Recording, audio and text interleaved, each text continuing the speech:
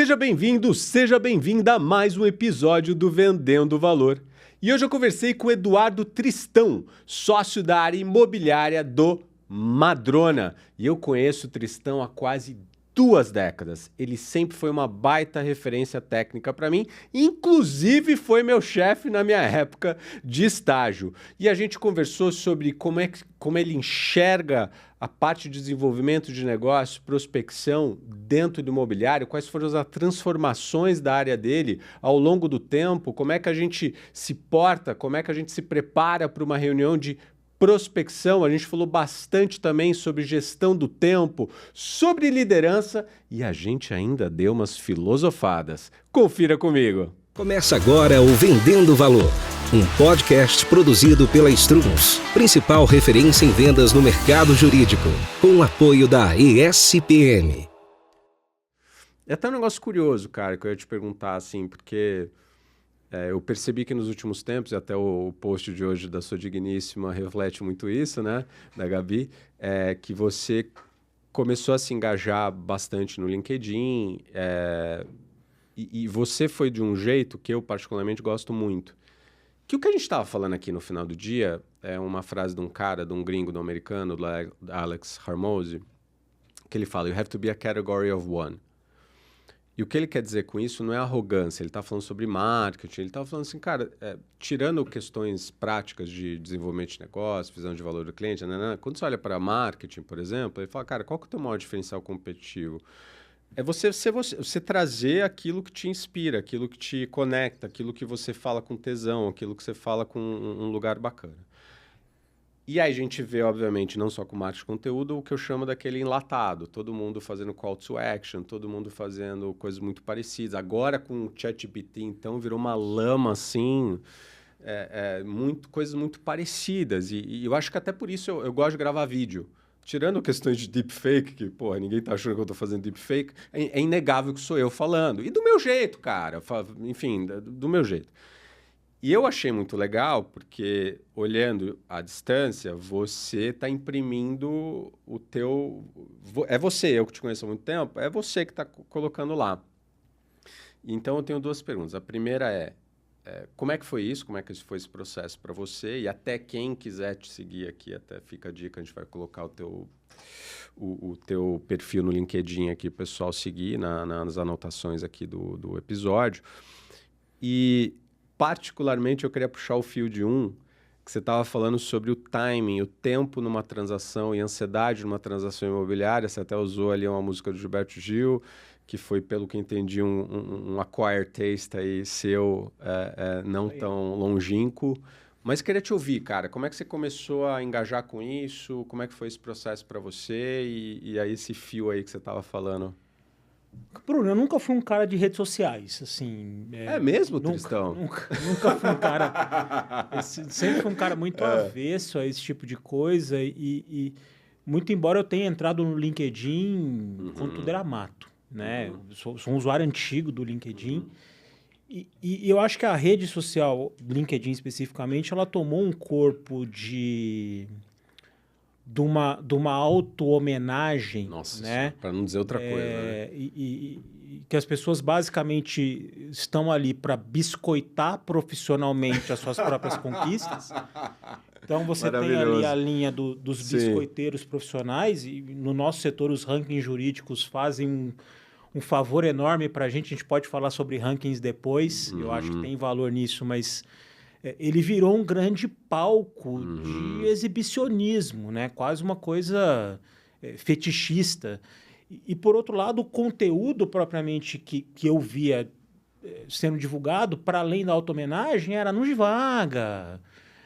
Ou uma coisa muito enlatada, aquela coisa, era filme do Supercine. Para quem cresceu nos anos 80, Supercine, você pegava o mesmo enredo ali, você tinha o filme... mulher divorciada se relaciona com um estranho sedutor que se prova um serial killer. E, cara, eu comecei a enxergar aquilo, eu falei, poxa vida, o conteúdo é pobre, a gente, na média, né? Sim. Eu acho que tem muita coisa interessante para ser dita, não no sentido professoral, mas para encarar o LinkedIn como um grande hub de trocas de ideias. E eu acho que o que se fala muito pouco no LinkedIn, se fala muito pouco sobre dor. Se fala muito sobre amor no LinkedIn, né? Eu sou, eu fiz, eu aconteci, eu sou bonito, mas e aí, cara? E a aridez do seu dia a dia? E os seus problemas profissionais? E a dor do cliente ou a dor técnica jurídica que não tem tanto espaço aqui? Eu comecei... Cara, foi natural. Eu comecei a produzir alguns conteúdos. De certa forma, a escrita, para mim, não técnica, não jurídica, é uma válvula de escape. Então, eu comecei a encarar aquilo como uma espécie de terapia profissional. Falei, cara, deixa eu falar do meu jeito sobre coisas que me interessam em um tom não de auto-homenagem, pelo menos eu penso que não é de auto-homenagem, e talvez eu vá atingir algum público. Sim. Né? Eu sou um cara muito ligado em cultura pop, eu gosto de música, eu sou um advogado por acidente, tenho uma formação cinematográfica longa, tenho uma memória que às vezes eu não gostaria de ter a memória que eu tenho, mas enfim, pelo bem e pelo mal, e cara, comecei a desenvolver alguns textos. Uhum. E pouco a pouco eu comecei a perceber que tinha ali uma certa repercussão, e eu acho que o pulo do gato, eu fui fazer Eu tinha um prospect que eu estava... Inclusive, eu tenho uma proposta de honorários para mandar para ele, que pediram ontem a proposta. Eu tinha um prospect que eu já estava namorando e querendo me aproximar. Consegui, cara, marcar um café assim. Uhum. E nesse bate-papo, a gerente jurídica falou assim, cara, deixa eu só dar um passo para trás. Vai. O prospect, na realidade, eu estava namorando, mas ela falou, fui almoçar com um amigo e falamos de você. Aí a resposta padrão é bem ou mal, né? Não, falamos bem e tudo mais. Vamos tomar um café? Eu falei, opa, agora. Claro. Aí quando eu fui, ela ali numa confissão falou assim, então, o gancho que me trouxe até você, e foi quase uma venda passiva, Bruno, porque eu gosto muito dos seus posts no LinkedIn. Eu acho que eles têm um conteúdo muito rico e tal. Eu guardei aquela informação. E por alguma razão a gente... Ela trabalha numa empresa que atua no setor agro. Uhum. E a gente estava falando um pouco de due diligence imobiliária no setor agrário, que é aquela coisa, né? Due diligence é que nem obra, né? Você não termina, você abandona um dia e muda. Due diligence no setor agro é pior ainda, porque a quantidade de coisas que você tem que olhar para fazer uma due diligence padrão state of the art para um investidor gringo colocar dinheiro aqui é quase que um trabalho hercúleo e impossível de se completar. E a gente estava trocando uma ideia, eu saí daquela reunião e falei assim, eu acho que vou fazer uma postagem sobre isso. Esse é do Documentação Tem Cheiro? Documentação Imobiliária Tem Cheiro.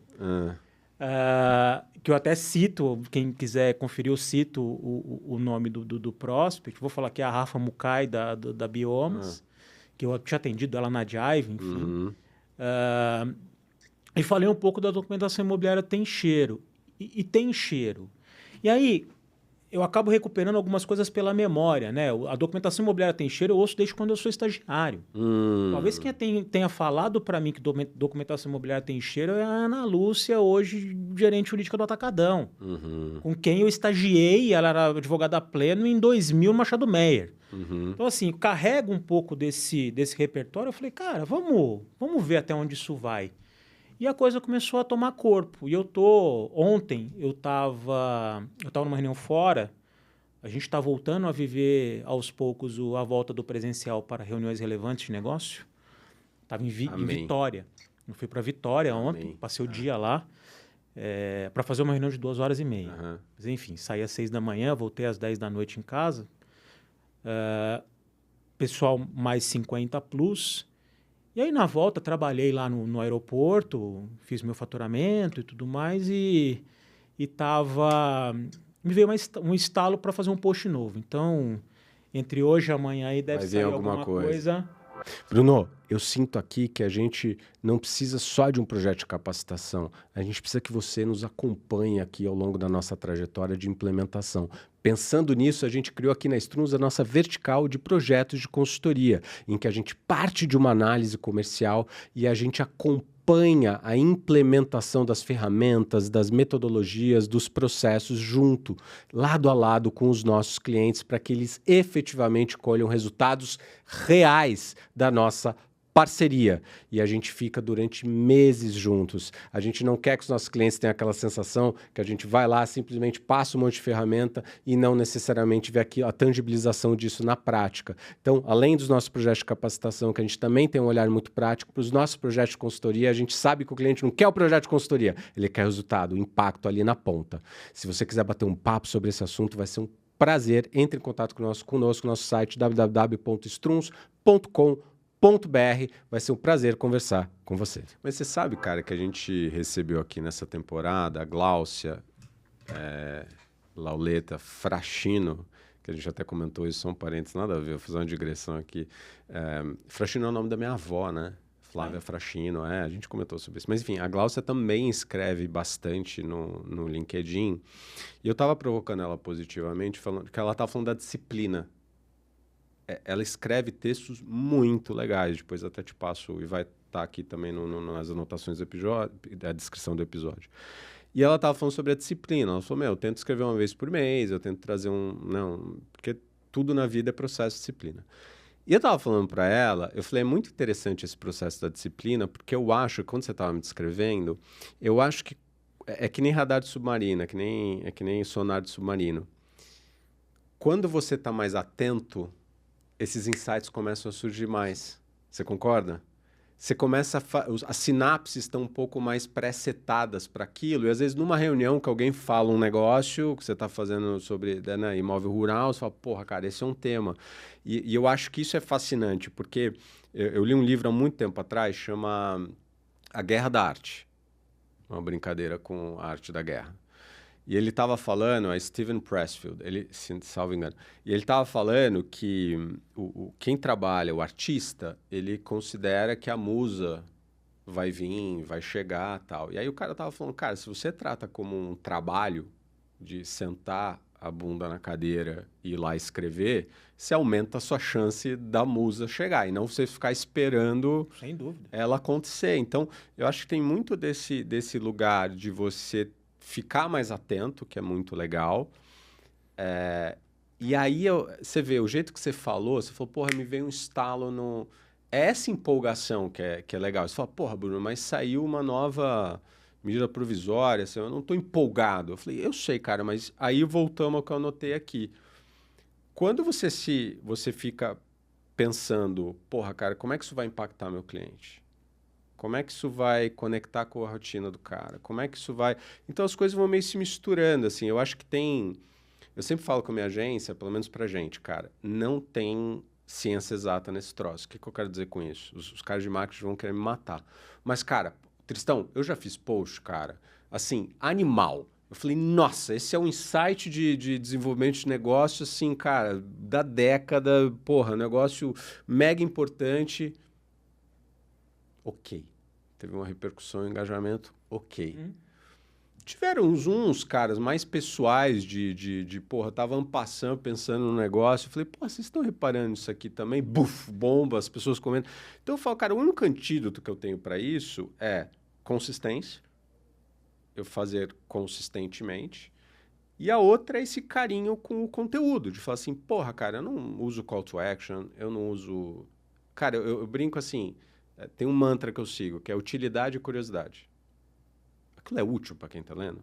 No bom sentido? Porra, estou honrado com alguma coisa, não é útil para ninguém.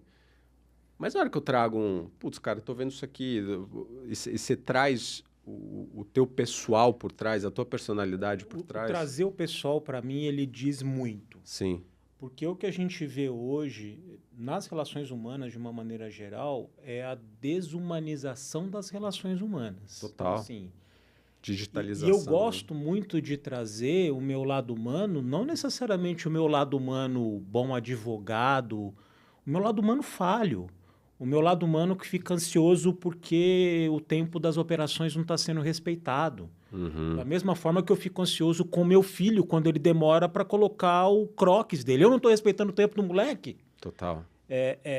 E eu gosto muito dessa ideia de trazer essa pessoalidade. Deixa eu colocar um pouco de mim aqui e mostrar que eu não sou essa perfeição toda que esse mundinho de fantasia está se colocando. E tem uma outra dimensão, Bruno, que eu acho, na hora que você fala da recorrência, disciplina. Eu vou usar aqui uma frase de uma banda que eu não gosto, né, do Larejo Urbana, do Renato Russo. É liberdade. Disciplina é liberdade. Porque, assim, não existe recorrência sem disciplina. Porque, assim, as suas ideias boas, cara, elas não vão aparecer do nada, a não ser que você esteja com a tua cabeça sintonizada para aquilo. E para isso você tem que ter recorrência. E, na boa, você não tem que ter só a Song 2, você não tem que ter só a música 2 no teu álbum. Música 2 geralmente era a música de trabalho, né, dos artistas. Tanto é que o Blur coloca lá a Song 2 como uma grande piada. Sim. Era a música 2 do disco, que geralmente era a música de trabalho. Paranoid, se eu não me engano, do Black Sabbath é a música 2 do disco. Né?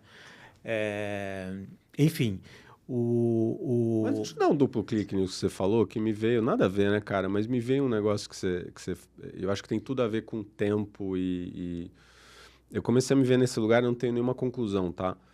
Mas eu tava conversando com a minha esposa outro dia, a quantidade de CDs que eu comprei por causa de 3 músicas. E você ficava atorando no carro, porque, né, aqueles malabarismos, você ficar trocando toda hora, você não fazia sempre, né, até bater o carro. Exatamente. Mas a gente deixava tocando, cara, porque você estava numa viagem, estava no trânsito, às vezes tocava várias vezes, né, porque todo mundo estava dormindo, você estava dirigindo, você fala, pô, cara, não tô com saco de trocar, você deixava tocando. E nesse deixar tocando, você acaba se apaixonando pela música 11, que você não sabia qual que era. Você vai descobrindo os hidden secrets daquele CD. E, cara, tem CD que eu ouço ponta a ponta. Se você me botar para ouvir, eu vou ouvir ele fora a fora, sendo que as músicas mais conhecidas são outras. Que você vai desgostando, porque não para ser do contra, mas você ouve tanto que você fala, porra, cara... São músicas que acabam sendo banalizadas pelo excesso de repetição. Exato, cara, exato. Então, por que eu tô puxando esse gancho? Porque eu acho que tem uma discussão interessante que tem a ver com o teu post em certo grau, que eu fico me colocando muito nesse lugar também. Eu vou dar um treinamento de gestão de tempo essa semana, na quinta-feira. E tem um termo que um cara chamado Carl Newport criou, que ele chama de atenção fragmentada. Então ele fala que a gente vive hoje num estado de atenção fragmentada. Então o foco, o trabalho profundo, ele fica cada vez mais difícil, porque tem tudo te puxando para outras coisas, né? Notificações, agora virou esse mal do celular, né? Que apita com tudo. Não sei se você já teve o desgosto de conversar com alguém cujo celular apita toda hora, cara. Não dá, assim, é muito estressante, cara. Eu cada vez mais, não sei se você já passei dos 40, a gente vai ficando mais bocudo. Eu tô falando, cara, desculpa, tá muito difícil conversar com você assim, com delicadeza, porque não dá, a pessoa fica o tempo inteiro. Vamos amarrar tudo isso que eu tô dizendo, né? E aí eu acho, cara, que a galera ouve tudo acelerado, e eu sei que pode parecer o velhinho de bengala aqui, mas eu não sei, cara, eu começo a questionar o que a gente tá fazendo. Pelo seguinte, pensa só, eu tô ouvindo um podcast. Tem podcast, cara, que eu tô ouvindo pra shoot the shit. Assim, eu adoro. Tem um que chama Smartless, que são 3 atores de Hollywood. E, cara, você vai falar, tem um conteúdo mega filosófico. Não tem, cara. São 3 caras que são muito amigos. E eu me sinto parte da conversa e eu acho curioso porque eles trazem bastidores de Hollywood e de 3 pessoas que vivem há décadas essa indústria. Tem alguma coisa mega life-changing? Não tem. Tá preenchendo um vazio. Cara, tô ali, não quero pensar muito. É esse que eu vou. Mas daí tem o Tim Ferriss, aí tem outras pessoas que eu vou ouvir, que é um negócio que aí eu tô, assim, buscando alguma coisa, eu tô buscando um insight. Por que eu vou ouvir acelerado esse troço, sendo que eu quero a reflexão? Eu não quero necessariamente uma mangueira de incêndio me jogando conteúdo. Às vezes, cara, nos 5 minutos que o cara me deu ou a cara, né, a pessoa que ele tá entrevistando, falou uma frase... Aquilo já me põe... Às vezes eu desligo, cara. Eu pauso e fico pensando, assim. Então, eu acho que, no geral, cara, a gente começa a gerar um piloto automático para mim, em que a gente não tá parando para pensar o que a gente tá fazendo efetivamente. Sim, a vida profissional hoje é um grande mosaico, né, Bruno? Então, assim, é um grande emaranhado de pequenos retalhos, muitas vezes no teu dia, que você tem que criar alguma... imagem a partir daquela maluquice. Aí acho que a provocação para mim você prefere ouvir uma música inteira na rotação adequada ou você prefere ouvir um disco inteiro a 45 RPM? Falei assim, cara, você não ouviu a música. Você vai falar, eu ouvi o disco, parabéns pra mim. Eu acabei de ouvir o disco novo do Emicida. Você não ouviu, cara. Ou eu li o livro inteiro, eu já ouvi isso também, mentira. né? Ou li o livro inteiro, não sei o que. Cara, mas e aí, você não lembra nada depois? Aquilo não te impactou? Eu não tô falando que você só tem que ler não ficção, não tô dizendo isso. Mas mesmo a ficção, vamos levar a ficção. A Má lê muita ficção, muito mais que eu. Cara, eu sei que é clichê do clichê, Aerosmith, né? Life's a Journey. É a jornada do livro, é chorar, às vezes eu olho pro lado, ela tá chorando, porque teve um capítulo, ela para, porque falou, nossa, isso foi muito denso, tal. Não é o... E parece que é um checklist, né? E eu vejo as pessoas, esse ano eu falei que eu vou ler, me perguntam, eu leio muito. O não ficção, eu considero que é parte do meu trabalho, considero mesmo. Sim. Só que eu nunca tenho uma meta de quantidade. Tristão, nunca. Eu nunca pus uma meta de quantidade. Eu vou por qualidade. Eu falo, cara, esse é um livro bacana. Tem lá na minha biblioteca, o Kindle ferrou um pouco com isso, né? Cara, tem livros que eu abro de novo.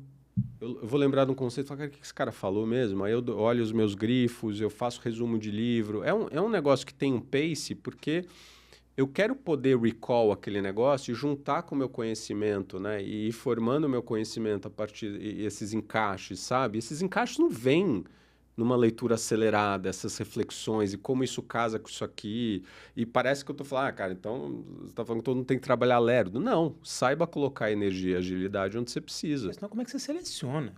Total. Assim, tem coisa que você vai fazer na correria, cara. Total. Saiba alocar certo. Tem horas que você vai ter que ser multitask, que você vai ter que responder um e-mail, ouvir um WhatsApp. Mas como é que você dosa isso? Você estava falando de gestão de tempo, cara, isso é uma baita de uma arte. Eu tenho um advogado, Júnior, menino talentoso, inteligente. E eu tenho na minha equipe que eu não sou um cara que sente prazer em ver a equipe trabalhando fora de horário normal de trabalho. Claro. Acho que as pessoas têm que ter vida. Claro. Eu exijo muito naquela janela, mas Sim. Depois, cara, você quer ir pra academia, você quer encontrar teu namorado, Vai você lá. quer passear com teu cachorro. Me erra, cara. Eu também quero ser errado. Eu também quero cuidar dos meus filhos, eu também quero sair pra jantar com a minha mulher. E eu vi que o menino tava, cara, porque eu trabalhei até de madrugada, eu trabalhei final de semana. Eu falei, cara, o que tá What's acontecendo? going on? What's going on? E aí, conversando com ele, eu falei, cara, vamos conversar. Vamos falar um pouco de como é que você gera o teu tempo. Cara, a vida do cara... O cara parece um hamster.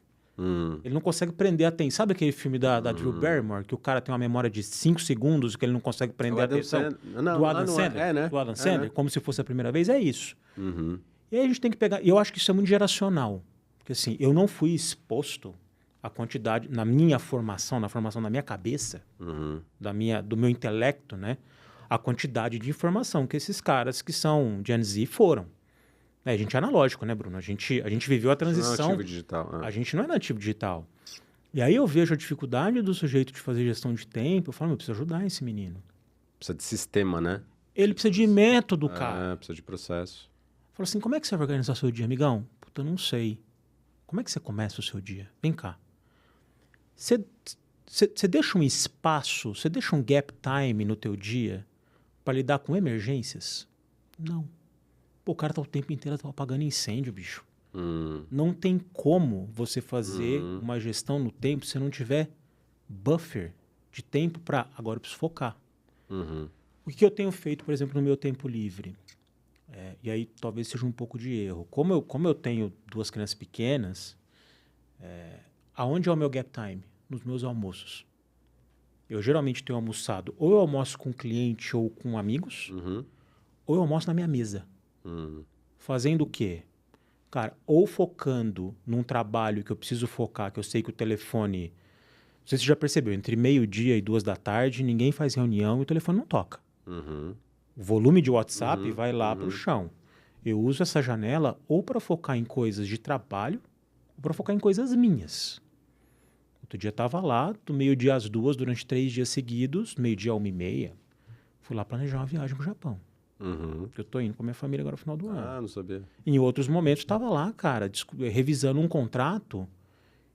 eu não quero trabalhar depois das 8 da noite. Cara, é o almoço? É o almoço. Mas, tipo, com método. Tipo, era um horário programado no meu dia. É que você volta ao conceito de disciplina e essa frase do Renato, que o Renato usa, ela está num livro também chamado Extreme Ownership, Responsabilidade Extrema. Ele fala sobre isso, assim.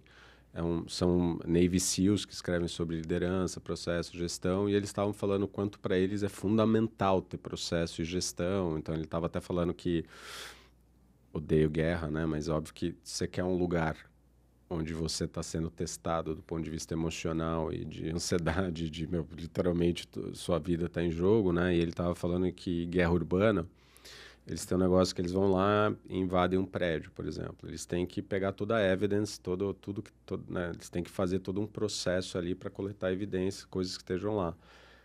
E eles se embananavam todo. Em guerra urbana, quanto mais tempo você passa dentro de um lugar, mais um sitting duck você é, porque você não sabe de onde vai vir, né? O que vai vir. Ele estava falando um negócio que eu não tinha parado para pensar. Você não tem placa também, porque está tudo meio destruído. Então, mesmo a questão de como você se movimenta e onde você está é uma posição de terreno mais baixa. É um negócio muito louco. Mas, enfim, tudo isso para dizer que eu acho que volta essa questão de consciência e disciplina, que daí eu caso com outra coisa. Você, quando a gente começou a trabalhar junto, aliás, você lembra como você me contratou, não? Lembro claramente. Foi a primeira e única vez da minha vida que eu fui contratado na entrevista. O Bruno foi contratado na entrevista. Isso foi 2006? 2007. 2007. Uma entrevista num aquário, era uma sala de vidro por todos os lados. O Bruno tinha acabado de voltar da Alemanha. Você tinha saído do Hélio Batista, foi fazer um intercâmbio na Alemanha. Voltou, e a gente estava precisando de alguém no imobiliário. Conversei com o Bruno, falei, cara, gostei de você. Eu me lembro, cara, eu fui com a tua cara. Segura aí. Espera um pouquinho aí. Aí entrei na sala de um dos meus gestores. Na época eu tinha 3 gestores. Eu não sei como é que eu tinha 3 gestores, mas eu tinha 3 gestores. Falei, tem um cara aí, estagiário e tal, gostei do cara. E aí, vamos fazer uma proposta? Eu não lembro nem se o Sérgio entrou para falar com você ou não. Não, foi o Fernando. Foi o Fernando? E foi muito rápido, né? Saiu contratado, começou no dia seguinte e foi muito louco. Foi instinto puro, assim. É muito louco, porque eu estava entrevistando em 2 outros lugares também. E foi instinto puro, cara. É muito louco essa tomada de decisão. É algo que eu sempre fico meio fascinado, assim. O quanto que você vai no racional até certo ponto, né? Você tem vários dados, mas tem um lugar ali... Não dá para ignorar gut reaction, cara. No delta. Tem um lugar ali no delta, cara, que você... Tudo bem, feito toda a tua diligence, né? Feito todo o teu negócio. Não estou também falando que você ficar só tomando a decisão de sopetão é o melhor. Mas, cara, e para mim foi muito relevante, foi muito importante, até dando mérito para você, porque você sempre foi um cara que... E eu quero saber de onde veio isso. Você sempre foi um cara que insistiu muito em você ser tecnicamente muito bom em direito civil. E eu lembro muito disso, porque eu vinha de um track de trabalhar com societário, nunca tinha trabalhado com imobiliário na vida, nem contratos. E a base que você me ajudou a construir naquela época me ajudou muito em M&A. Porque M&A no final do dia um SPA é um contrato, né? É lógico, né? Tem seus ritos, suas características, mas no final do dia é contrato. De onde veio esse negócio de você... para mim, né, uma pessoa tecnicamente muito, muito, muito sólida e você puxava isso de quem trabalhava com você também? Cara, acho que essa é uma ótima pergunta. Eu vou voltar... Eu lembro um professor de Direito Civil que eu tive, eu sempre gostei de Direito Civil, tá? Eu fui monitor de Direito Romano na faculdade, assim, Entendi. Durante 4 anos. Essa eu não sabia também. E eu calhei de ter um excelente professor, que foi o Alcides Tomazetti Júnior, falecido já. E ele falava uma coisa que eu achava genial, que ele falou assim, quando você aplica uma norma, você aplica o ordenamento inteiro. E aí essa ideia do direito civil, porque, cara, a base de tudo está no direito civil, das relações privadas. Você quer discutir um M&A, você está discutindo direito civil. Você quer discutir um contrato, fala o nome dele. Pode falar qualquer contrato. A base está no direito civil. Eu dou até um passo para trás. Eu já escrevi isso num artigo que eu publiquei. A base está na relação de troca.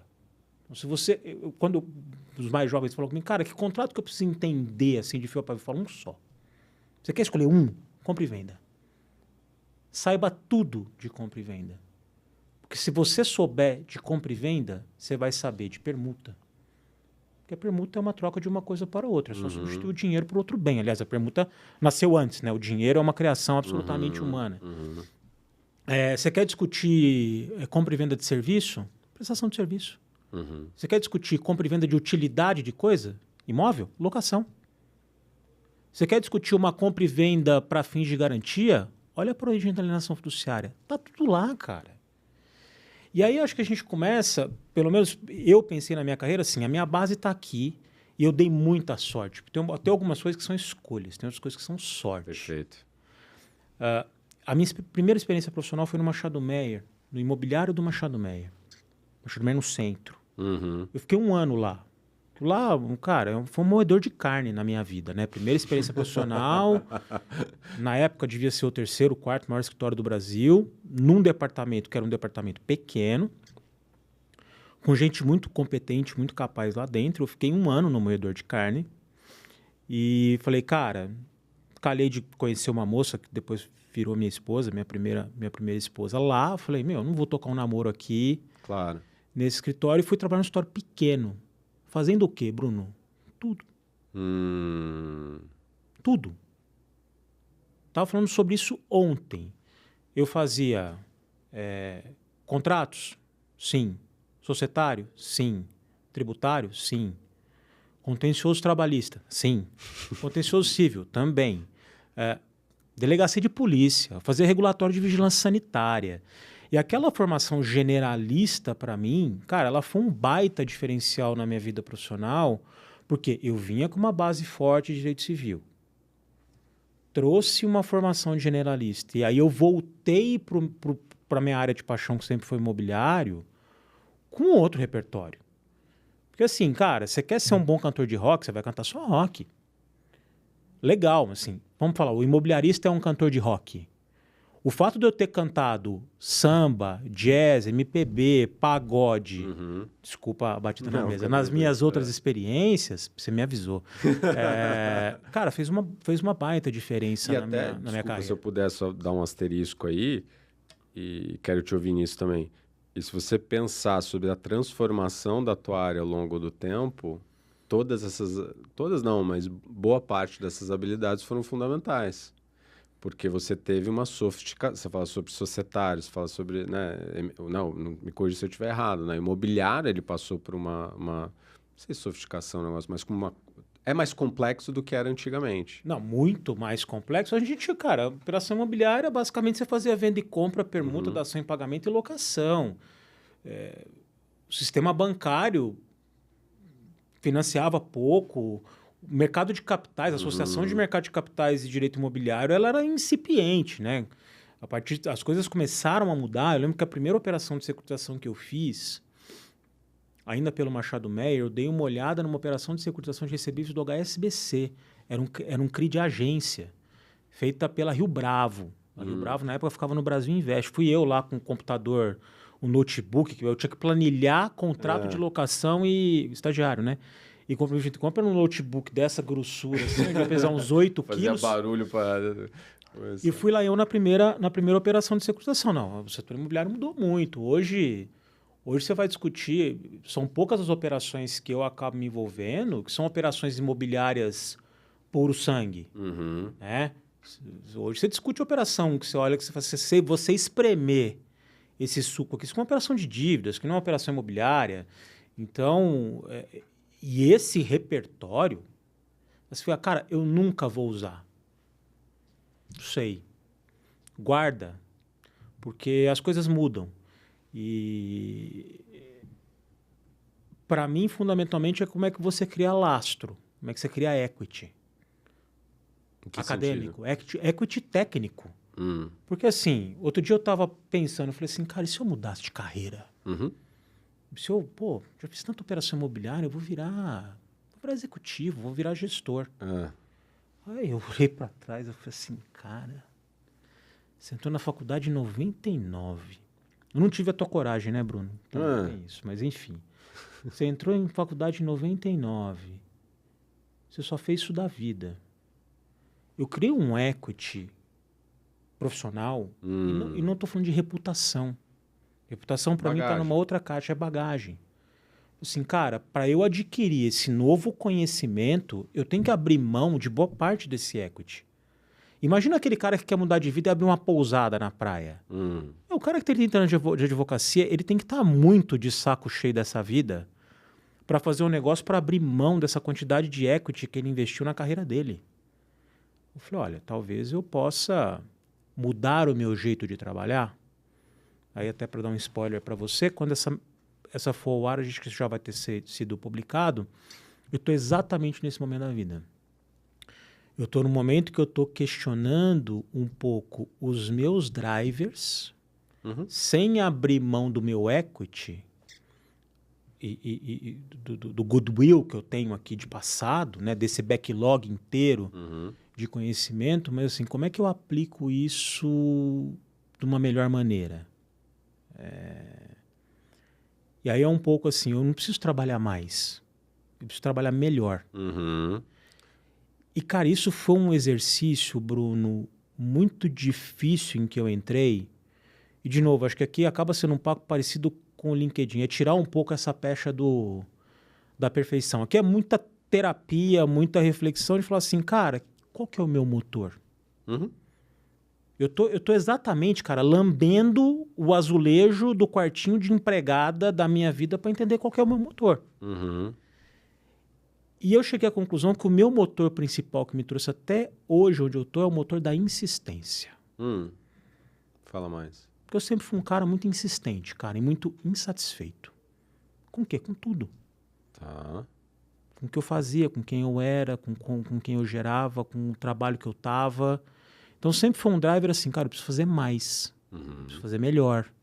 Ah, trabalhava no Machado Meyer no escritório. Cara, não queria mais? Troca.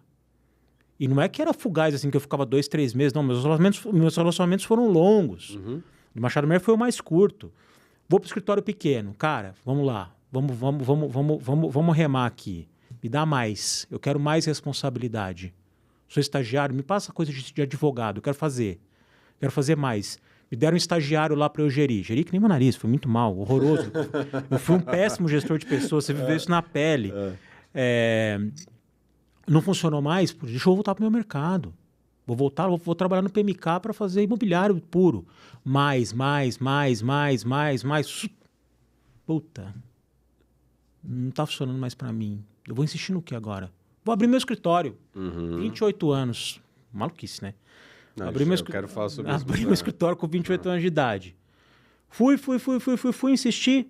Cara, o escritório ficou pequeno. Porque eu quero. Teto baixo, avião pequeno. O que eu vou fazer? Eu vou para uma drona. Vou abrir uma área que não existe no escritório. Então, esse motor da insistência me trouxe até aqui. Não tenho absolutamente nenhuma dúvida de que ele me trouxe. Mas a reflexão que eu faço é... E cada um tem um motor, Bruninho. Tem um cara que tem um motor dele é realização pessoal. Tem um cara que o outro motor dele é relacionamento. Tem uma outra pessoa que o motor dela vai ser dinheiro. É o lugar de potência. Eu vi essa expressão aqui com o Felipe Veiga, gostei. Lugar de potência. O sujeito com o motor dele sabe o que é influência. E eu já vi muitos advogados talentosíssimos trocarem dinheiro por influência. Né? Por poder, na acepção mais lata do termo. Né? Mas aonde que a insistência tem ponto cego, cara? Não existe motor 100% eficiente. Todo motor tem falha. Todo motor tem perda energética.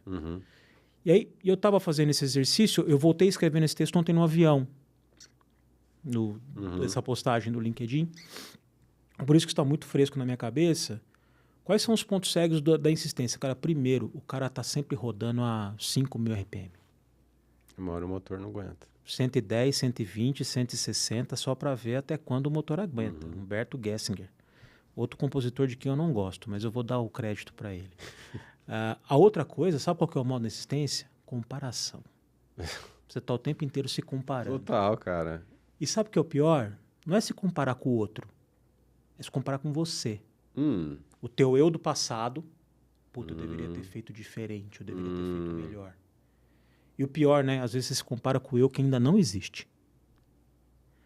Então, eu estou exatamente nesse momento de parar e falar assim, cara, o motor da insistência vai continuar aqui. Eu sou isso. Eu não vou fazer diferente.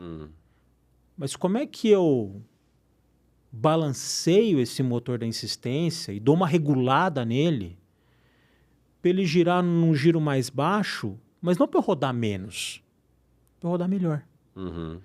Então, esse equilíbrio que cara, eu tive que passar por uma crise na meia-idade sobre isso. E o meu gancho, Bruno, veio... Outro dia eu estava ouvindo, e aqui a gente vai falar muito sobre música, eu sei que você tem banda, eu também tenho. Eu estava ouvindo Satisfaction. Satisfaction nunca foi uma música que eu gostei. Uma música reta, cara. A música que não tem bridge, não tem solo. Plain zona. Ela é absolutamente plain. E eu tive que um dia parar para ouvir, porque ela entrou no repertório da banda que eu toco. Falei, pô, cara, a gente vai tocar Satisfaction, velho. A gente vai quase tocar o Brasileirinho da Inglaterra, entendeu? Não, vamos tocar Satisfaction. Tem que fazer os movimentos. Mas... Não. Sem... Moves Like Jagger não tá aqui, cara. Não vai entrar nessa caixa. Biquinho tudo, vai. E aí, cara, eu fui refletir sobre Satisfaction. Satisfaction é uma música genial. A letra? E a estrutura da música, ela reflete rotina. I can't get no... Ela é isso aqui, ó. O baterista, quase que o braço dele cai, porque, é caixa e bumbo. Pum, o tempo inteiro. Só que ela é um grande hino sobre a frustração que a insatisfação traz. Então, como é que você tira o peso disso? Eu gostaria de saber disso antes. Teve que vir uma crise na minha idade de 45. Talvez seja o entrevistado mais confessional que você vai ter batido de papo aqui. Sou eu, Bruno. A gente tem de um tudo, cara. Isso é maravilhoso. E é curioso, né? Foi a minha insatisfação que me levou a questionar a minha própria insatisfação. É uma meta insatisfação. É um vídeo show, amigo. O que é o vídeo show? Um programa que fala sobre a Globo. Mas você sabe o que é engraçado, cara? Porque... Você falando, né? Eu uso uma expressão bastante, eu repito bastante, que eu chamo de vida sob condição suspensiva, né? Então, é aquele negócio, só quando eu tal coisa que eu realmente vou ficar pleno, vou ficar feliz e tal. E mesmo quando houve a minha mudança, é engraçado você dizer isso, né? Eu acho, cara, que no final do dia eu não abandonei o meu equity.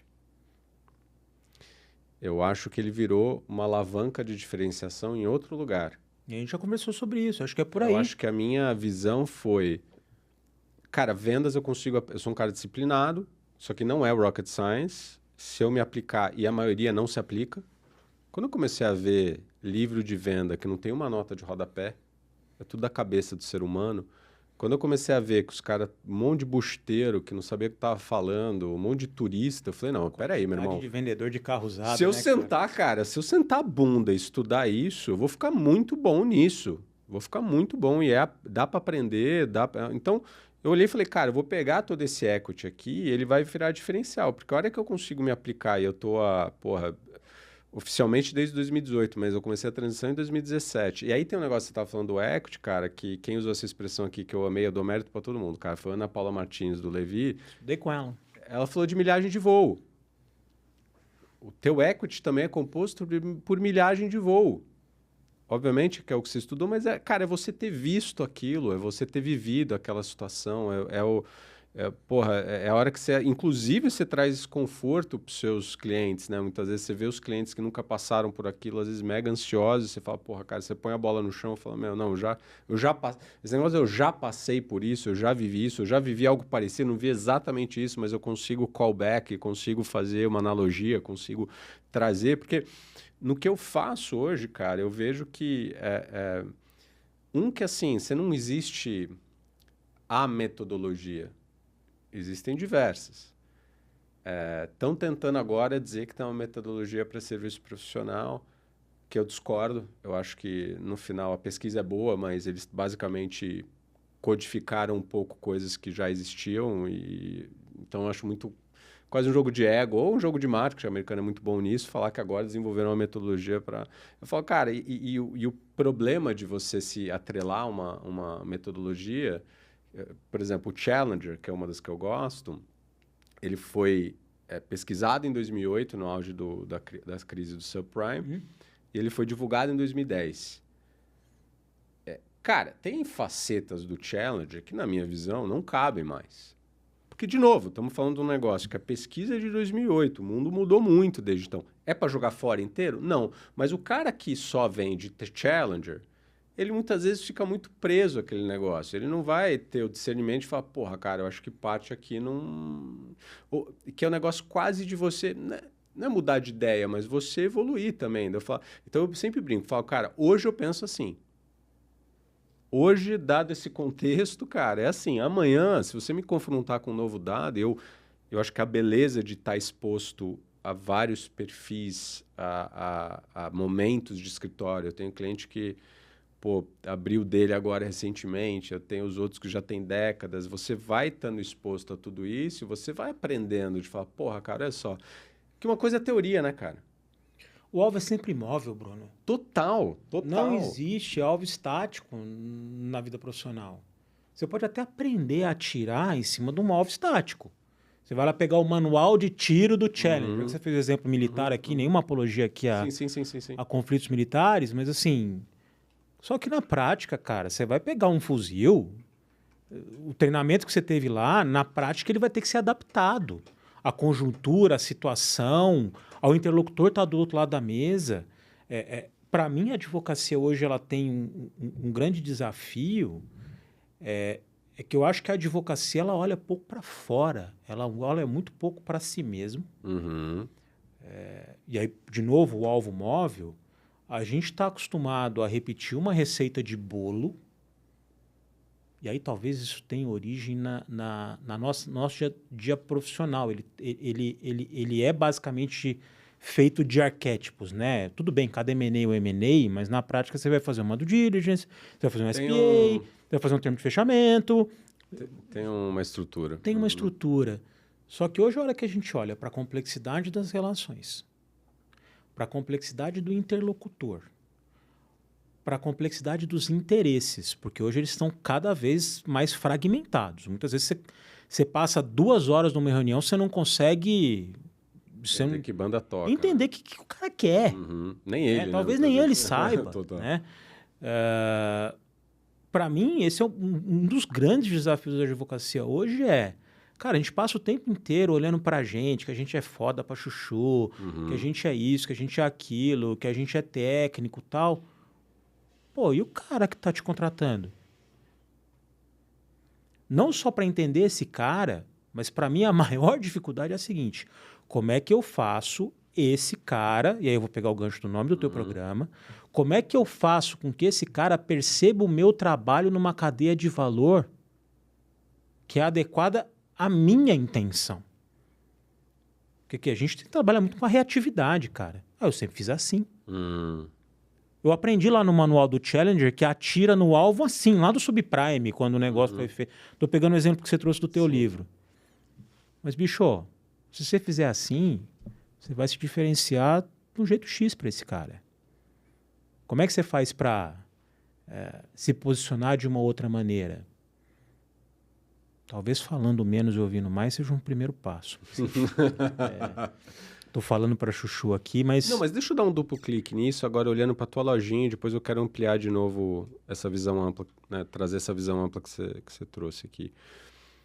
Então, olhando para o imobiliário, olhando para tua lojinha, que é o teu equity aí, quais são os desafios para vender na tua área? Cara, vamos lá. Essa é uma ótima pergunta. Imobiliário, cara, tijolo e terra sempre vai existir no mundo. Enquanto a gente for planeta Terra. Então, assim, eu não tenho um problema de demanda necessariamente. Tá bom. Né? Ou melhor, eu não tenho um problema de demanda pelo meu serviço. Óbvio que o meu trabalho aqui, trabalhar no Brasil, em que você sabe... Você acorda hoje sem saber qual que é a notícia de amanhã. Sim. A gente já está afeito a muitas sazonalidades e influxos de mercado. Mas hoje, para mim, a maior dificuldade de venda no meu setor na minha concepção, é como é que eu quebro o paradigma junto ao meu cliente, ou como é que eu ajudo ele a quebrar esse paradigma. Porque quem tem que quebrar é o cliente, não sou eu. De que o meu trabalho é um trabalho tão sofisticado quanto o do cara do M&A, quanto o do cara do tributário. E, falando especificamente sobre o mercado, existe uma percepção geral que o advogado imobiliarista é um cara pé de boi. Que é um cara que está ali para comprar um apartamento, para passar uma escritura, ou para fazer o que a gente chama de imobiliário raiz. Vai lá no cartório, resolver, né? Então, assim, quebrar essa percepção de que o meu trabalho é um trabalho que tem um grau de sofisticação equiparável às áreas mais vedetes dos grandes escritórios é um dificultador.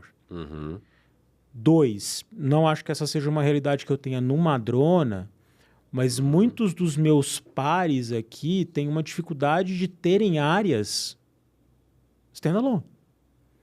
Porque muitas vezes não conseguem capturar trabalhos e vão ali, cara, viver de dar suporte para a operação e vão ser alimentados. E na minha cabeça, e essa sempre foi uma premissa, que assim, eu preciso ter uma área standalone que tenha as minhas próprias operações. Vai em pé sozinha. Por várias razões. E elas não são só financeiras. Eu não vou capturar as melhores cabeças se eu só passar do diligence para o cara fazer. Perfeito. Eu preciso ter mão de obra qualificada trabalhando comigo, na minha equipe. E se eu passar só carne de pescoço para o cara fazer, eu não vou capturar ele. Ele vai para uma boutique. Quem são os meus concorrentes hoje, né? Eu tenho boutiques que só fazem isso, que estão posicionadas com muito mais tempo de rodagem, né? E com uma percepção de valor distinta. Eu estou nesse caminho, né?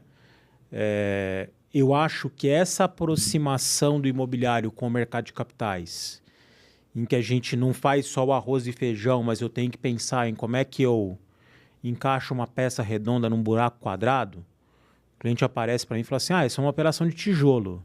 Aí você abre e fala assim, cara, isso não é uma operação de tijolo, né, meu amigo? Isso é uma operação de dívida. Ou o cara fala assim, eu estou fazendo uma operação imobiliária aqui, só que eu preciso fazer isso por uma via societária. Então, assim, a gente tem que... O trabalho aqui é como é que a gente convence esse sujeito ou ajuda ele a se convencer, me corrigindo, acho que o meu trabalho é um trabalho que tem valor. Então, para mim, o principal desafio é percepção de valor. É interessante isso, né, cara? Que tem 2 facetas aí que eu queria explorar com você. Eu concordo, né? E cada contexto é um contexto, sem parecer clichê, mas o que eu falo, cara, o que é percebido e valorizado por você pode não ser percebido e valorizado para a pessoa que está do teu lado na mesma operação. E aí está o desafio de você navegar stakeholders também, que a gente tem uma compra hoje, que é até o tema do segundo livro, que está mais complexa. Ela envolve mais gente, envolve mais pessoas. E tem um negócio que eu venho me debruçando muito, Trista. O termo é usado em negociação pelo Bill Ury, no livro recente dele, se não me engano, do ano passado, chamado Possible. Em português ficou meio é possível. Eu juro, por que eles fazem isso, entendeu? Mas, enfim... que é um livro que meio que consolida vários pensamentos dele. Não acho que tem algo necessariamente muito novo no que ele traz, mas é um cara que, é um bom pensador, assim, obviamente, né? O Papa da negociação de Harvard. E ele traz um termo, cara, que mexe na linha das reflexões. Quando eu li, eu falei, cara, isso aqui serve para venda como uma luva. Ele chama de victory speech. Ele chama de discurso da vitória. O que ele quer dizer com isso? Ele fala, cara, numa negociação, você tem que criar e costurar discursos da vitória para os 2 lados, de forma que eu possa chegar para meus stakeholders internos e falar que aquilo foi uma vitória.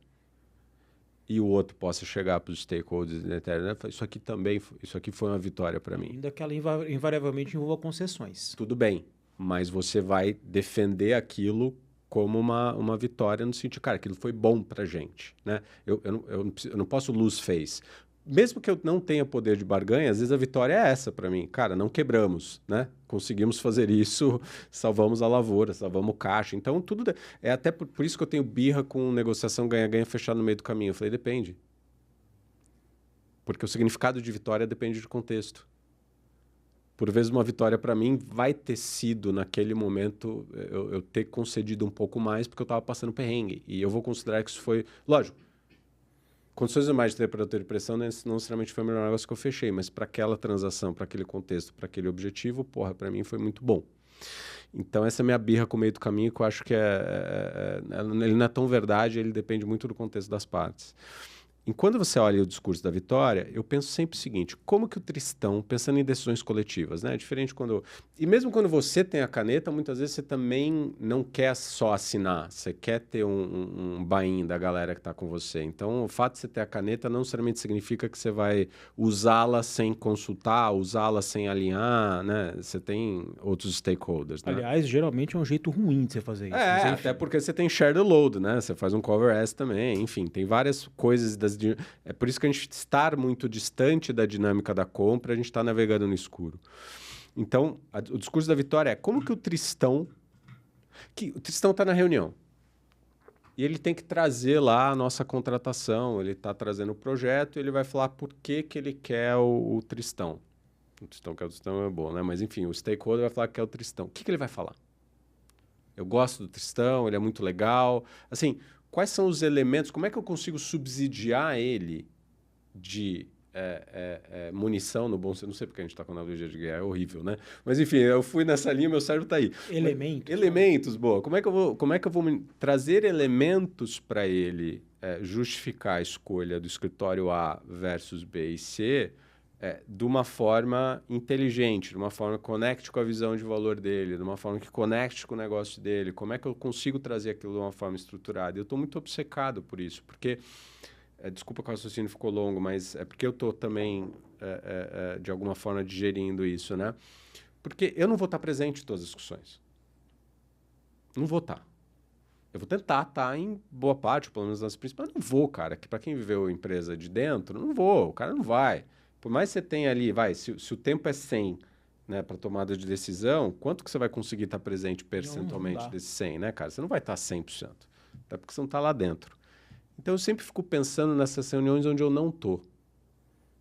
O que ele vai falar? Como ele vai justificar? E que não seja só preço. Acho que você começou num ponto importante, assim. O primeiro ponto você meio que já começou a dar uma resposta. Talvez o começo aqui, se a gente olhar o que não fazer, tá? Ou como não se posicionar. Ótimo, né? Total. O primeiro não seja uma maldita de uma hamburgueria, cara. Fala mais. Cara, o que a hamburgueria vende? Pão, carne, queijo.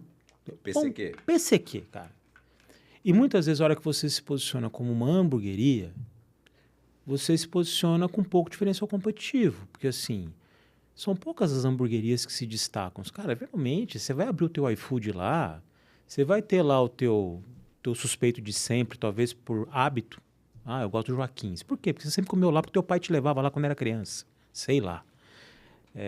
Mas o teu driver de hamburgueria, geralmente, cara, qual que é a mais próxima? Qual que é o menor tempo de entrega? Ou pior, preço. Então, assim, você se posicionar por preço, para mim, é um erro. Isso não necessariamente quer dizer que no teu processo de negociação, preço não vai ser um elemento relevante perfeito. Na tomada de decisão do teu cliente. Mas, assim, o primeiro posicionamento é esse. O segundo, não seja uma hamburgueria no seguinte sentido. Eu acho que isso já deve ter sido falado bastante aqui, nós temos os advogados mais bem qualificados do mercado. Mentira. Mentira. Porque assim, o cara que fez LLM no Madrona, o sujeito do meu concorrente, o cara também fez. Numa Ivy League qualquer. O cara que tem um track record XPTO de operação, assim... Outra falácia. Aqui o sócio está presente em todas as operações. Isso é a maior mentira do mundo. O dia do sócio tem 24 horas. É impossível ele estar presente em todas as operações, em todas as interações com o cliente. Aqui nós colocamos a mão na massa. Amigo, se você não colocar a mão na massa, né, o escritório é melhor não te contratar, né? Assim, para entregar hambúrguer, você tem que ter cozinha. Então,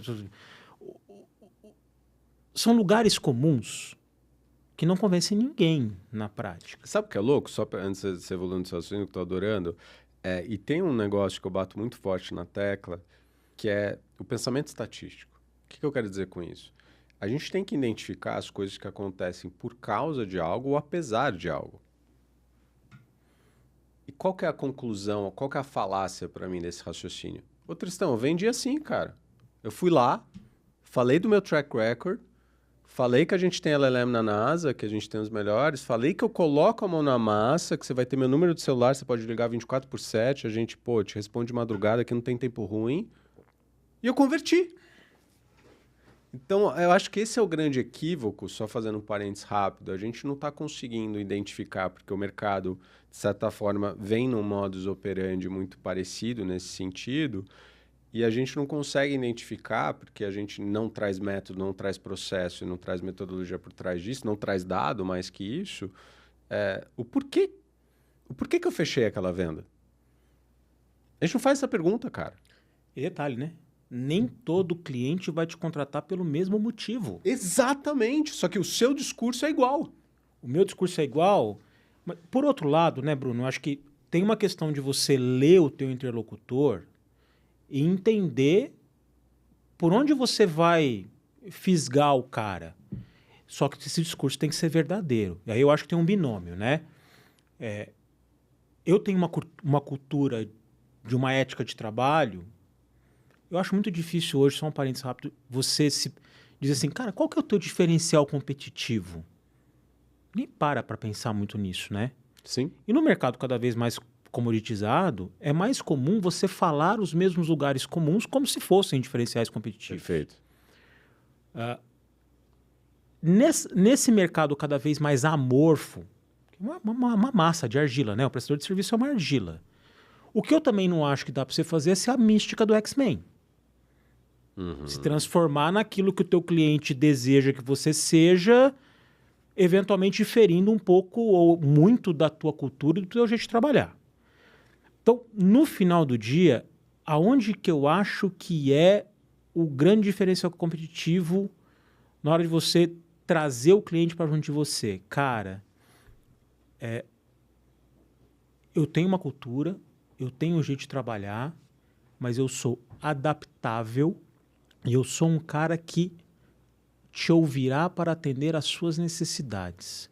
Eu acho que tem muito de uma falta de oferta de escuta, e talvez aqui eu de novo vou cair num lugar comum da escuta, que é assim, muitas vezes a gente acha que a gente tem um produto labelizado e pouco adaptável ao cliente. Cara, o meu cardápio nunca vai ser o cardápio do Gigetto, né? Para quem conheceu o Gigetto, devia ter... Família Mancini, tem 200 pratos no Família. Bambu, Coco bambu. Não dá para ser coco bambu. Mas também não dá para ser entrecô de Paris que vende bife com batatinha. A questão, cara, eu tenho esse cardápio aqui. Eu sou esse cara. Não adianta você contratar o Tristão ou a minha pessoa, a minha equipe, achando que você vai receber um trabalho de parecerista. Você não vai. Não adianta você contratar a minha equipe achando... Tem um pouco de como eu me posiciono na hora de vender e falar assim, cara, eu sou isso aqui.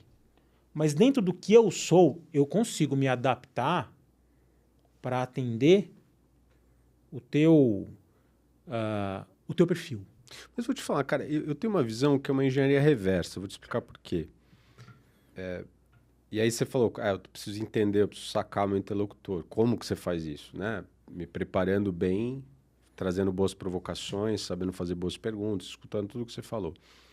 Eu sempre fico pensando nessa engenharia reversa. Eu falo assim, cara, a partir do momento que eu entendo para onde, o que você valoriza, o que você não valoriza, para onde você está olhando, para onde você está caminhando, aí eu vou ver se as minhas fortalezas, aí eu vou posicionar as minhas fortalezas, onde eu acho que eu posso gerar valor, de acordo, e se for, concordo com você, não vou também...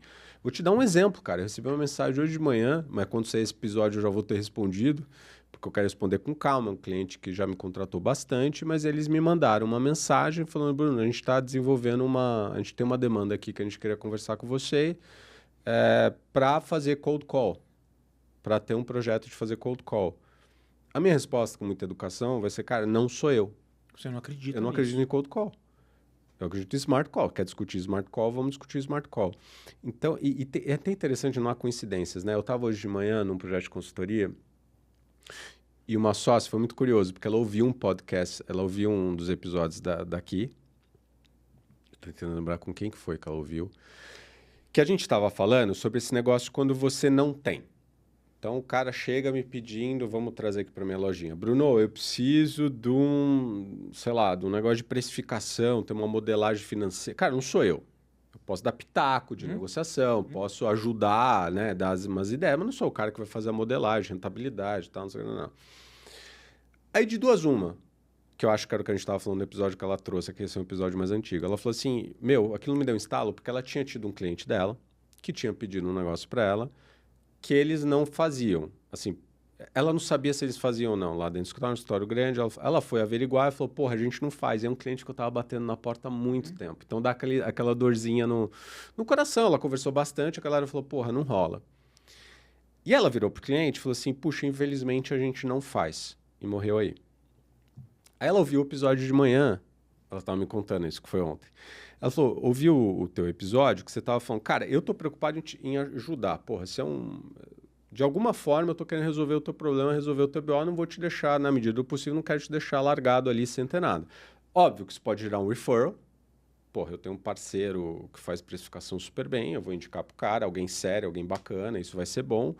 Mas mesmo em não tendo, até contei para ela essa história, tem uma história das Zappos, que eu já mencionei aqui no Vendendo Valor, eu fiquei obcecado pelas Zappos, triste. É Zappos. A Zappos, ela foi adquirida faz um tempão pela Amazon por quase $1 bilhão, e o Bezos, quando adquire as Zappos, ele fala que a Amazon tinha mais a aprender com a cultura das Zappos do que as Zappos aprender com a cultura da Amazon. As Zappos é um e-commerce, na época, acho que hoje eles ampliaram, era um e-commerce de calçado masculino. Eles investiam muito forte, quase nada em marketing, muito forte em atendimento, em customer experience, assim, na veia, lifetime value, E aí tem alguns... A Zappos, ela virou case, né? Você pode ir, pelo menos você podia ir na época que eu fui ver para Califórnia, fazer um tour lá dentro de 3 dias, aprender a cultura das Zappos. É um negócio super interessante. O nome do livro chama Satisfação Garantida, que meio que tangibiliza a cultura das Zappos. E tem muita história de customer experience, de jornada de experiência do cliente das apps de atendimento. E uma delas que eu acho sensacional é o seguinte. Cara, se você ligar nas apps...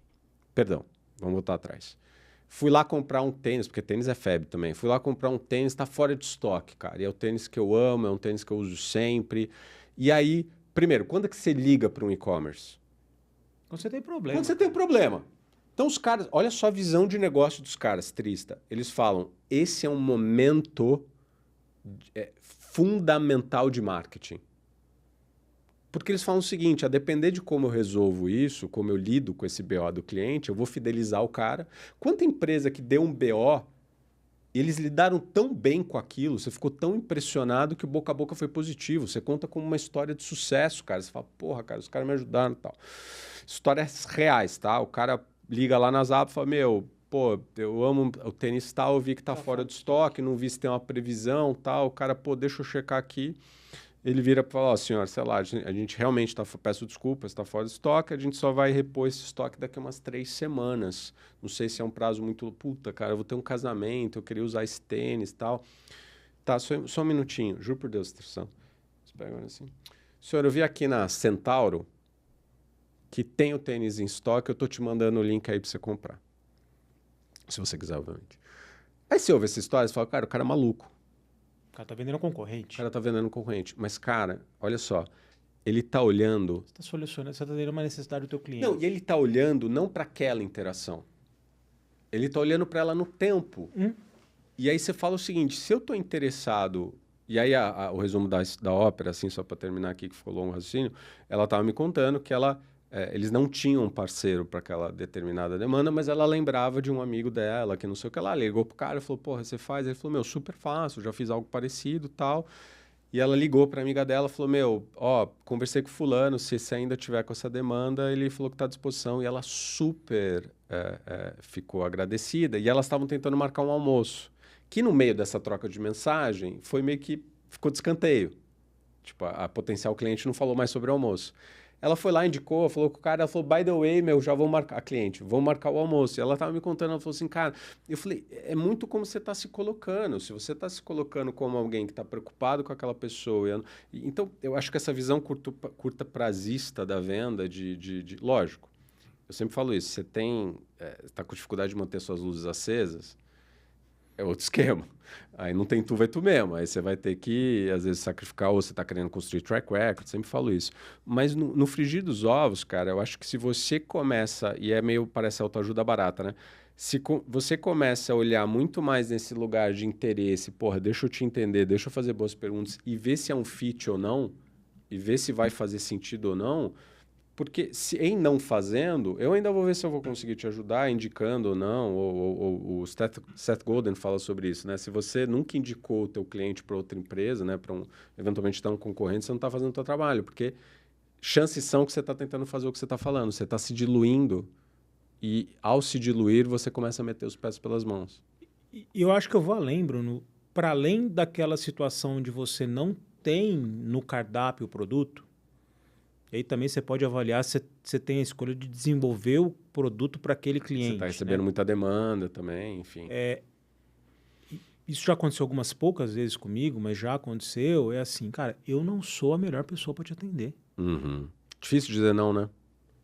Cara, é muito difícil dizer não, mas muitas vezes o cliente ele vem e você percebe muito rapidamente que não existe fit. Eu não vou atender bem esse cara. Não porque eu não sei. Pode ser que o fit seja cultural, pode ser que o fit seja no trato, pode ser que o fit seja na velocidade que ele precisa ser atendido. Seja para ser atendido numa velocidade, cara, aquele deal que aparece que precisa ser fechado em uma semana. Assim, eu não sou a pessoa ideal para te atender. Seja porque a minha equipe está super ocupada e eu não consigo. E assim, a gente não fala não, né? Só que assim, muitas vezes o cliente prefere ouvir um não consigo e você ter a oportunidade de recuperar essa relação depois, do que falar assim, ó, deixa eu colocar essa receitinha para dentro aqui. Minha equipe está absolutamente estrangulada. Eu vou entregar um trabalho ou fora do prazo ou aquele trabalho meia boca. Cara, o custo de recuperação desse cliente... E o boca a boca negativo, né? E o boca a boca negativo é gigantesco. Então, assim, existe valor no não. Pro prestador de serviço, inclusive. Concordo 200%. O que eu acho que é complexo é um não sem vírgula. O não ponto, fecha a cara, não quero te atender. Claro. Até para aquela situação em que o cara, em que o teu cliente ou o teu prospect, você sabe que ele está te mandando proposta para puro e simples balizamento de preço. Eu tenho uma dificuldade brutal de participar de RFP, Bruno. Sim, eu acho muito difícil para mim. Eu nunca ganhei nenhum RFP na minha vida. Eu acho que eu nunca vou ganhar. E em algumas situações eu cheguei ao ponto e falei assim, olha, muito educadamente, falou assim, olha, obrigado por ter nos cotado, mas eu não reúno condições de te mandar uma proposta agora. E assim, você não precisa necessariamente falar que, pô, eu sei que você está me usando e essa é uma relação meio que eu não quero entrar nesse jogo. Assim, também não deixa o cara sem resposta. Claro. Né? Mas em algumas situações, cara, você tem que deixar a fila andar. Porque o tempo que você está investindo... Porque assim, você não monta uma proposta do zero. Você não vai... 50 mil, 30 mil. Tem gente que monta. Tem gente que monta, mas assim, você quer fazer um trabalho de precificação adequado, você tem um tempo investido ali. Total. Então, assim, o falar não, para mim, também é uma arte. Muito, cara. E assim, um não bem posicionado, por vezes, te gera mais credibilidade do que você topar tudo que vem na tua frente, fora essa questão... Né, que eu falo que o processo de qualificação de oportunidade ele é mais um processo de desqualificação também, porque você tem que desqualificar rápido, você tem que entender rápido. Por exemplo, para mim acontece muito, que eu brinco, que é o método supermercado. Palestra.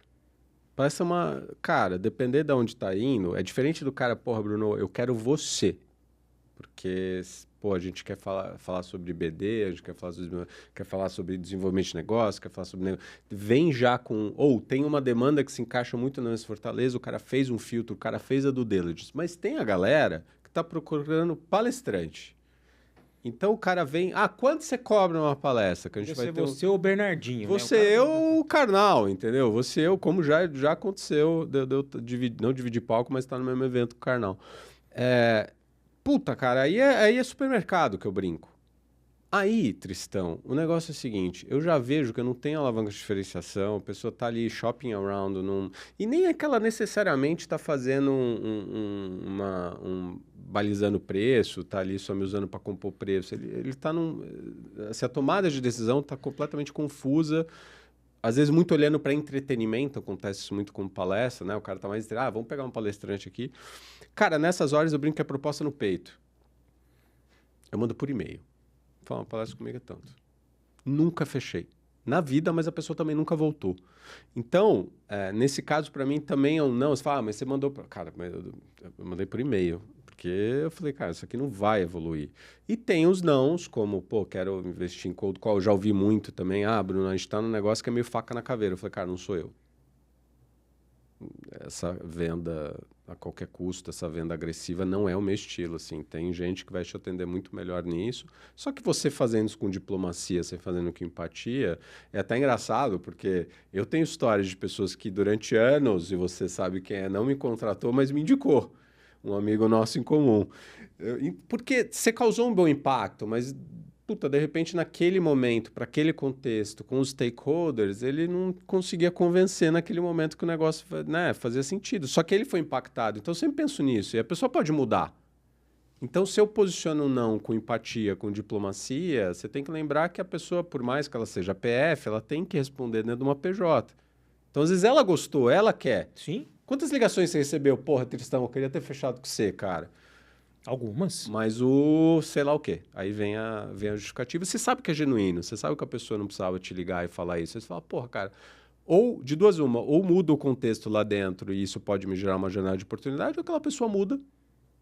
Pelo menos naquela organização que ela tá, eu não vou ter um ponto de entrada muito claro, mas aquela pessoa pode mudar de empresa e, porra, eu vou manter contato. Aí entra a disciplina. Aí entra tudo que a gente estava falando, de você trazer, mas o processo, para mim, ele não é para robotizar. O processo, para mim, ele é para liberar espaço cognitivo para você conseguir fazer o resto. Porque tem coisa que você não tem que ficar pensando. Sim, você bota no... Você bota no negócio. E outra, você saber onde você está... Eu acho que um dos melhores elogios que eu já ouvi esse ano de uma cliente nossa foi, Bruno, eu sei o que eu estou fazendo numa reunião de prospecção agora. Eu falei, puta, que tesão, entendeu? Ela falou, eu sei o que eu tenho que fazer antes. Quando eu estou numa reunião de prospecção, eu já estou esperto em tudo que está rolando. Consigo navegar bem, consigo estabelecer cadência, consigo read the room, consigo ler os sinais, consigo entender, porra, que isso aqui não vai, isso aqui vai. Então, ela falou, isso para mim me trouxe até uma tranquilidade em saber eu tocar um negócio que só vem com a repetição também, até virar segunda natureza. Num momento é desconfortável, entendeu? Total. E não é um trabalho em linha reta, né? Não. A leitura que eu faço num trabalho primeiro, demanda muita preparação. Que é negligenciada, né? Cara, se você entrar despreparado numa reunião de preparação, você é o pato da sala. É o poker, né? É um pouco do poker. Assim, você vai entrar numa reunião de prospecção e outra coisa que as pessoas acham. Eles acham que reunião de prospecção é só com um cliente novo. Isso é uma mentira. Total. Isso é uma mentira, é uma falácia do universo. A gente... olha assim, as pessoas falam assim, cara, eu tenho que montar minha estratégia de business development, eu tenho que ir para a rua, eu tenho que captar coisa nova, e o cara está esquecendo do cliente dele da base, que já está no aquário dele lá prontinho para ele ser pescado. Mas, voltando aqui, cara, preparação. E a dança do processo de venda, na minha cabeça, ele é uma dança absolutamente em espiral, ela não é linha reta. Você vai, você volta... se acelera, você sente, você vê que a pessoa ficou melindrada, você recua, você tira o pé. E isso não vai ser necessariamente em uma interação. Na maioria das vezes, né, cara? Tirando o ambiente de urgência, na maioria das vezes, né? Eu tenho um cliente especificamente que a gente atende lá, Bruno, que eu prospectei o cliente durante 4 anos. Te entendo. Assim, foram todos que foram objeto de uma prospecção tão longa? Não. Mas esse valia muito a pena. É isso, cara. Mas aí você vai para segmentação e priorização. Aí você vai para... Cara, eu vou repetir esse exaustão, assim, que é o tripé do consciência, consistência e paciência. Você tem que ter consciência do que você está fazendo. Então, esse feedback dessa sócia de, cara, eu tenho consciência do que eu estou fazendo, eu tenho consciência de como eu estou segmentando, como eu estou priorizando, como eu estou tocando a reunião. Consistência tem que ficar um cara, put the reps in, você tem que fazer várias vezes, você tem que continuar fazendo. E a paciência vem disso que você falou. Óbvio que se você só dependesse dessa venda de 4 anos, você ia morrer de fome. Por isso, cara, que para mim, o maior antídoto para ansiedade em venda é funil cheio. Funil cheio. Completo. Não tem mágica, cara. Óbvio. Com uma visão de segmentação, com uma visão de priorização. Mas, cara, você quer reduzir tua ansiedade? Receita recorrente na medida do possível, se sua prática permitir.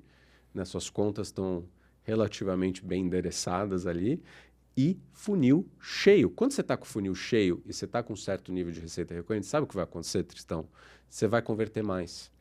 Você vai converter mais, você vai ter mais flexibilidade para correr alguns riscos. Total, para assumir um... Inclusive na tua composição de preço, se você quiser, um success fee, um trabalho no sucesso. Você ganha flexibilidade para se posicionar.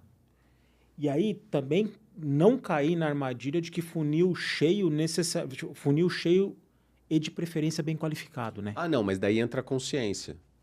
Volta a segmentação e priorização. Eu acho que, na medida do possível, o topo do funil ele tem que estar sempre populado. É a segunda camada que você tem que qualificar rápido. Porque senão você não tem matéria-prima para qualificar. Camada. Você tem que estar com ele populado aqui em cima, bem populado, você tem que estar transitando bem, para daí você ter matéria-prima, porque se você erra a mão também, você só quer dar tiro de sniper, you never know, né, cara? You never know. Então você tem que ter um primeiro plano aqui que você está se espalhando. E, eventualmente, com objetos de desejo hoje inalcançáveis. Sim. Cara, tá lá no meu funil, sei lá, da empresa XPTO que tá completamente out of my league. Mas tá ali. Eventualmente, ela não tá no segundo nível, né? Mas ela tá ali. Um dia eu posso ter uma oportunidade de recuperar, eu encher a minha base com demanda recorrente, eu consigo voltar lá e falar assim, pô, agora eu tenho tempo para investir nesse cara. Porque a gente tem um desafio de tempo brutal. Sim, que volta ao nosso papo. E numa estrutura de escritório de advocacia, business development onera o sócio, fundamentalmente. E hoje, cada dia menos, pelo menos na minha visão, a gente tem espaço para o hunter que é puro. Ou para o cara que é farmer puro. Não, eu estou aqui, eu vou ser alimentado, vou ser alimentado pelo sócio que está lá caçando para fora. Cara, toma cuidado com essa visão. Eu acho que o hunter puro, ele é muito... dependente muito de contexto e são figuras muito específicas, assim, e que realmente tem eu tenho. A gente tem na carteira alguns poucos, concordo com você, poucos. São figuras muito específicas e dentro do ecossistema muito específico, porque também precisa admitir uma pessoa que só prospecta não é a coisa mais simples do mundo. Tem várias questões de incentivo, de ego, tem um monte de coisa aí por trás. Eu concordo 200%. Eu acho que o negócio do farmer puro, cara, até pra gente caminhando pro final, para eu ser cuidadoso do teu tempo, eu acho que para mim é o que as pessoas querem ouvir. Muita gente quer ouvir. Não, Tristão, cara, ainda vai ter espaço para pessoa puramente técnica, né? E eu não estou dizendo que vai ser zero.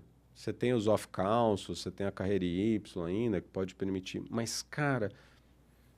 será que, se você olha do ponto de vista estatístico, não seria muito melhor que o seu sênior, a sua sênior, que a tua galera tivesse essa mentalidade ao longo da carreira e tudo bem? Ela não vai faturar, que nem eu estava falando, né, num dos episódios que a gente... não necessariamente ela vai faturar 10, 15 milhões ali. Mas, cara, se todo mundo tiver um basal... de pelo menos um faturamento ali, né, gerando receita, porque a geração de negócio, óbvio que tem a métrica comum que é receita, mas tem as coisas que vão para os outros lados, cara. E tem uma coisa que ninguém pensa, Bruno. A mentalidade vendedora, ela muda o teu jeito de pensar. Opa! E ela muda o teu jeito, sabe de quê? De atender o teu cliente. Porque o cara que é puramente técnico, que está ali sendo farmer alimentado, sem se preocupar, cara, para ele deixar de se preocupar com o business do cliente dele, é um pulo. Para ele achar que ele tem que apertar 2, 3 parafusos, entrar e sair, e o interesse do cliente ser deixado em segundo plano, é mais um pulo. Sim. Então, o que eu pessoalmente tenho feito, e aqui a gente montou um programa lá no escritório de Business Development para seniors. Que a gente tem lá um programinha. É expectativa que esses caras virem rainmakers daqui 1, 2 anos? Não. Mas se eu planto a semente no cara de entender perfil profissional, que apito que esse cara toca. Eu tô falando de perfil DISC, tá? Qual que é o perfil desse meu interlocutor? É dominante? Ele é influente? Ele é estável?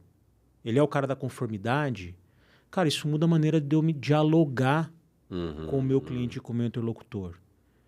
Ainda que esse sujeito converta 0 em honorários para o escritório, no mínimo eu estou dando mais ferramentas para esse cara fidelizar o cliente que ele atende, agregar valor maior no trabalho, mudar a percepção ou melhorar a percepção do cliente em relação ao trabalho do escritório e, no final do dia, prestar o melhor serviço.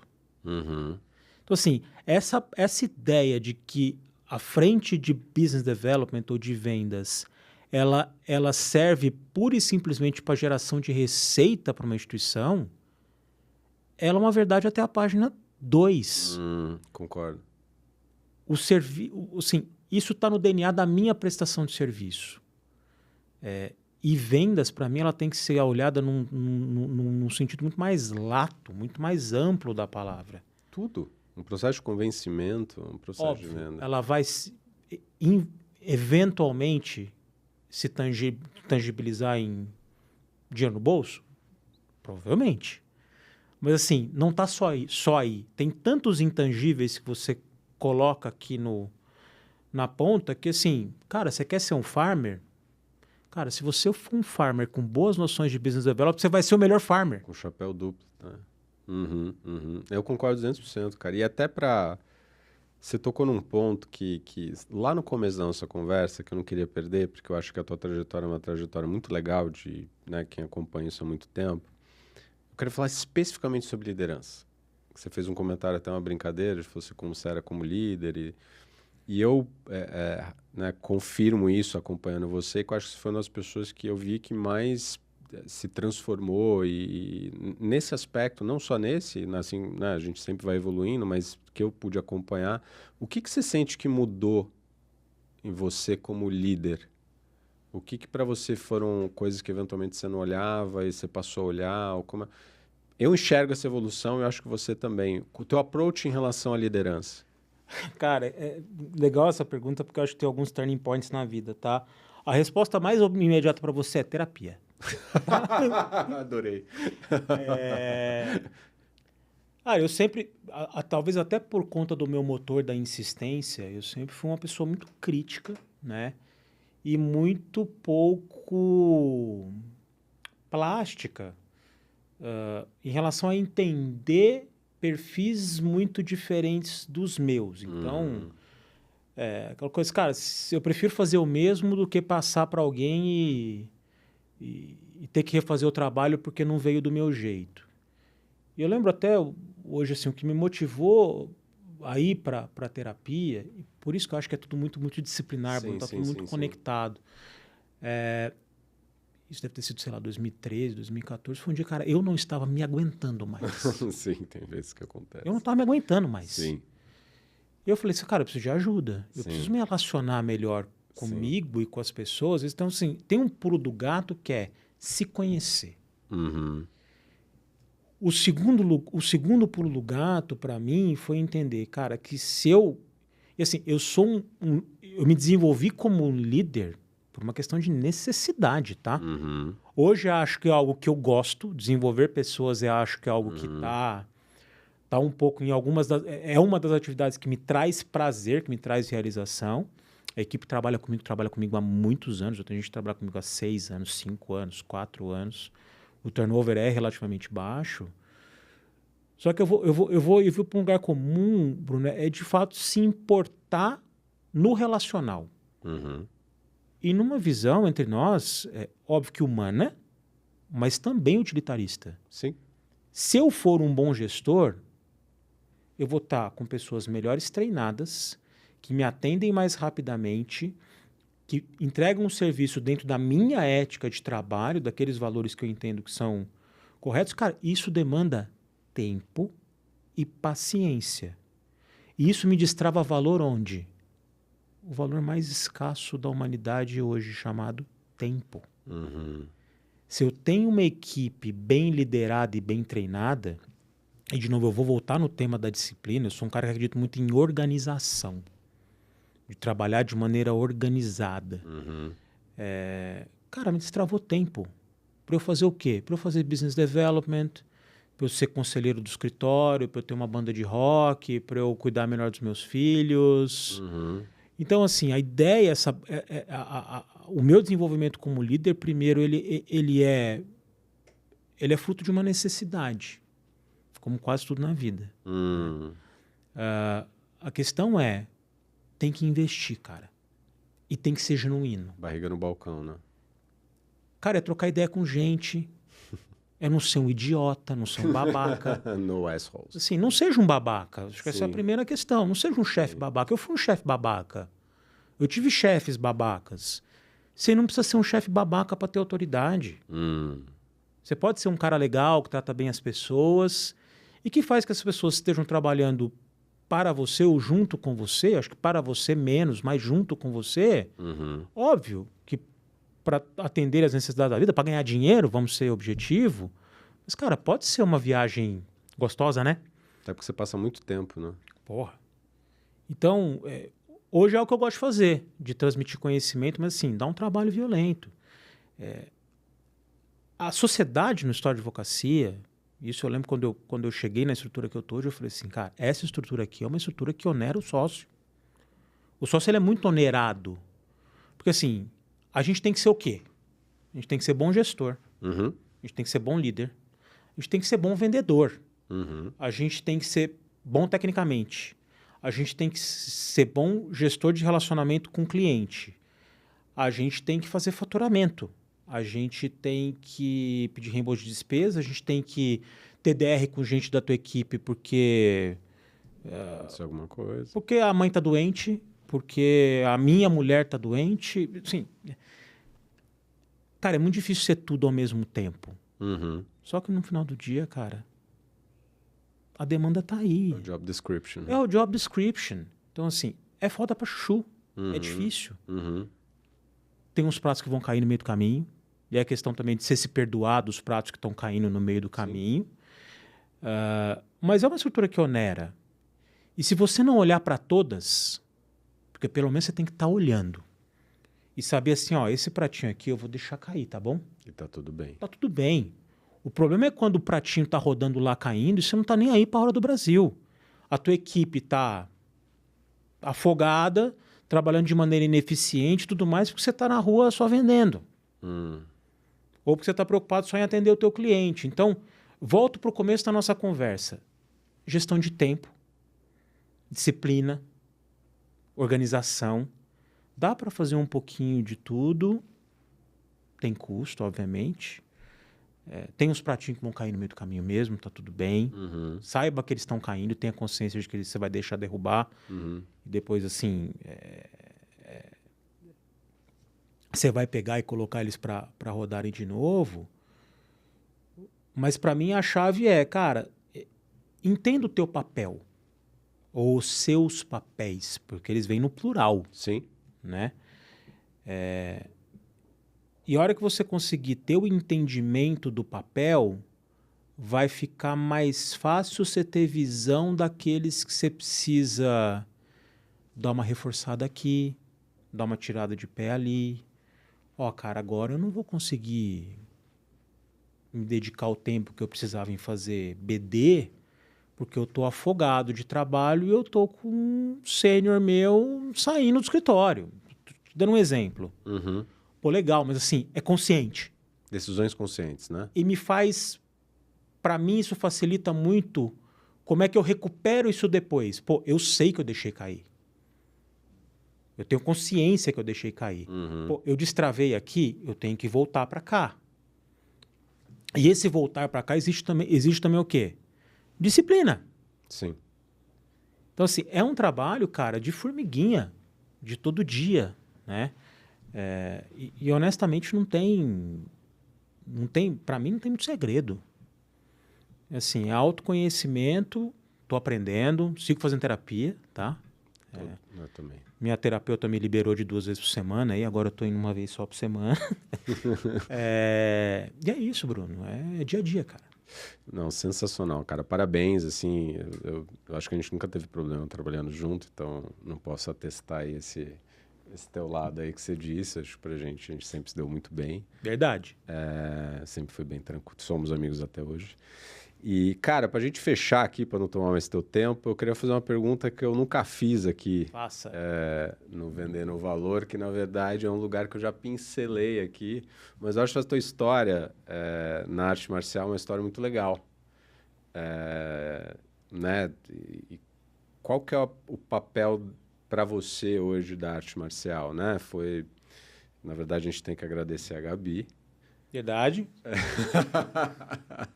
Verdade. Mas qual que é o papel hoje da arte marcial para você? Cara, a arte marcial para mim é um grande microcosmo da vida. Olha só, eu não vi essa vindo. Eu vejo a arte marcial como um grande microcosmo da vida.